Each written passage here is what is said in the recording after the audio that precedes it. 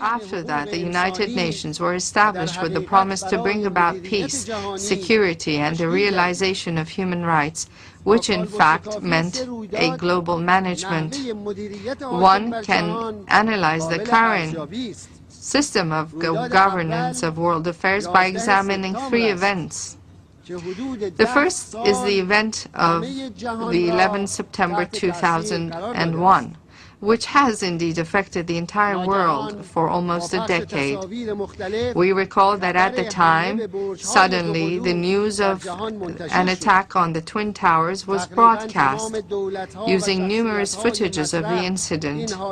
Almost all governments and known figures that mattered strongly condemned this incident. But then a propaganda machine came into full force.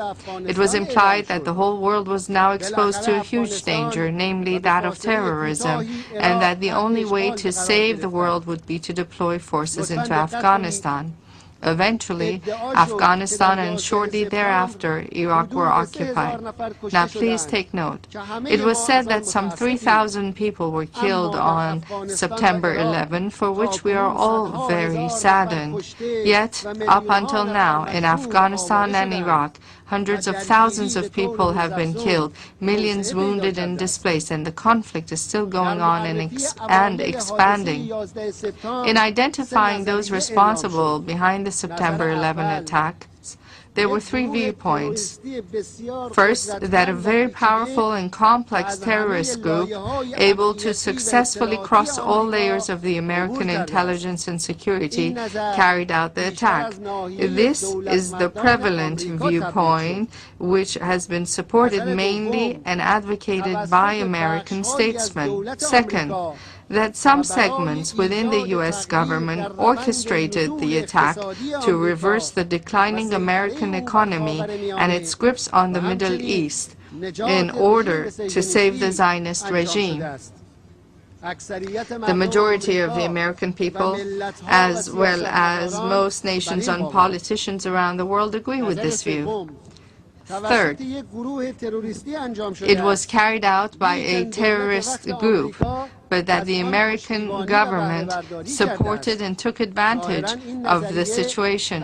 Apparently, this viewpoint has fewer proponents. The main evidence for this viewpoint links the incident with a few passports found in the huge volume of rubble and a video of an individual whose place of domicile was unknown, but it was announced that he had been involved in oil deals with some American officials.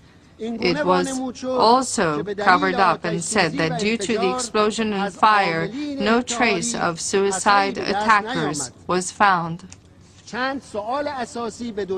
Regardless of each of these three viewpoints, there remain a few questions to be answered. First, would it not have been sensible that first a thorough investigation should have been conducted by independent groups to conclusively identify the elements involved in the attack and then map out a rational plan to take measures against them? Second, assuming the viewpoint of the American government, is it rational to launch a classic war through widespread deployment of troops that led to the death of hundreds of thousands of people to counter a terrorist group? Third, was it not possible to act the way Iran conducted the Rigi operations, fighting the Rigi terrorist group who killed and wounded 400 innocent people? In the Iranian operation, no innocent person was harmed. It is proposed that the United Nations set up an independent fact-finding group for the event of September 11, so that in the future, expressing views about it, to ensure that the different views about it are not banned from discussion in the future. I announced clearly that the occupation of other countries under the pretext of freedom and democracy is an unforgivable crime. The world needs the logic of compassion and justice and inclusive participation instead of the logic of force, domination, unilateralism, war, and humiliation.